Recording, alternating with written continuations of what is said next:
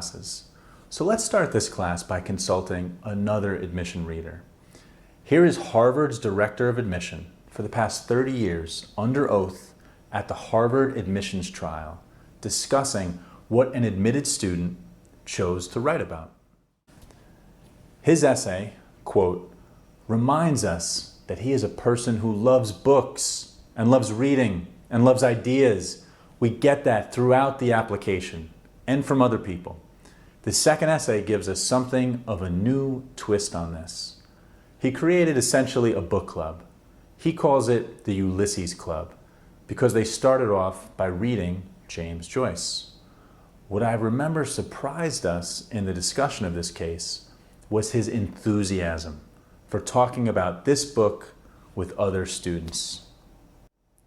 So, like we have been saying since class 1, think like a college professor. They love reading, writing, thinking. You will never go wrong talking about those topics. Books, ideas, experiments, inventors, philosophers, authors, science, math, history.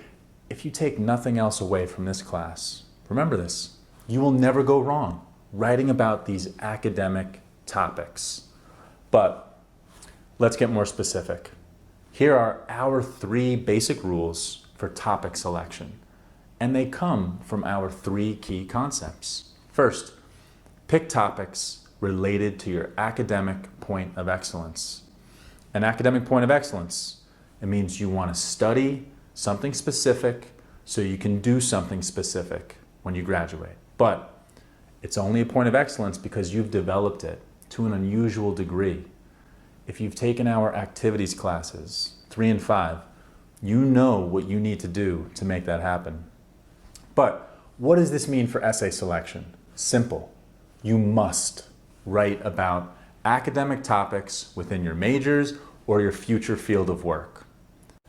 But at the same time, you have to be authentically interested in these areas. Remember, the Harvard director didn't say, well, the student wrote about Joyce, so he was in. She said it was his enthusiasm for talking about Joyce that stood out. So don't think that you can pick some undersubscribed major to write about just because it's undersubscribed. Your writing will be the dull, obvious, shoddy stuff that Macon warned us against. And that's not going to be the fate of anyone who's taking this course. Second, pick topics that showcase intellectual vitality. Intellectual vitality, IV, for our new students, it means you're a scholar who loves learning. You have palpable academic energy, raw intelligence, or unusual thoughtfulness. What does this mean, again, for essay selection? You need to pick something smart and scholarly to write about, like the topics that Harvard's director highlighted, right? Books, ideas, James Joyce. Third, pick topics that showcase texture. Texture means your personality pops off the page through novel interests and endearing personal qualities that show you're humble, authentic, and you have moxie. Remember, think like an admission officer. They are bored, speed readers. You need to transform them from a judge into your personal advocate. Again, what does this mean for essay selection? Choose something specific, unusual, or endearing, but keep it smart.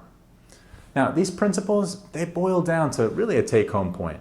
Write about smart, specific, and novel academic ideas, full stop. But if you feel confused about how these 3 concepts work together for picking smart topics, here's one way. It's just one way to think about selecting a compelling intellectual topic. If it helps you, use it. We call it bullseye. Imagine a classic archery target, but with just 3 concentric circles, blue, red, and a yellow bullseye. When you're looking for an academic topic to write about, try this process. First, you start with your outermost blue circle. This is your point of excellence. But let's keep it simple and say, this is your major. So, you're looking for a topic in your major. For example, let's say I want to major in literature. Okay, second, now you move to the red circle. This is intellectual vitality. So I'm searching within literature for something to write about that's smart and academic. Let's say I decide to write about a favorite author, David Foster Wallace.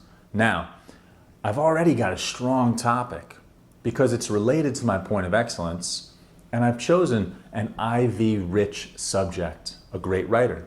But let's hit the bullseye. Third, now you move to the yellow bullseye. This is texture.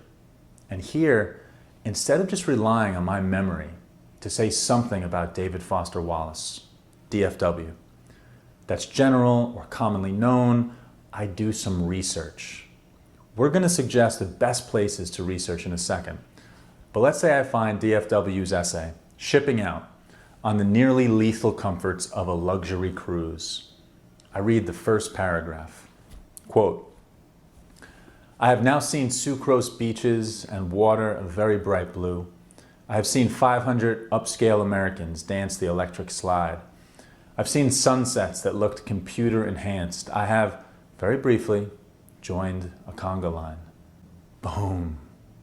You have a compelling topic. But how do you integrate that with your personal stuff? I'm guessing for many of you, all sorts of connections are firing, right? That summer job, working at a country club, those tourists with selfie sticks who invade your city every summer. But we'll get to that next class. For now, the only thing I want you to worry about is generating a list of specific academic ideas that you find interesting and important. Ideally, they should support your points of excellence, have lots of IV, and have lots of texture. Because you're going to have to write a lot of essays, so we need lots of material. We want to talk about 9 phenomenal places to find all this intellectual material.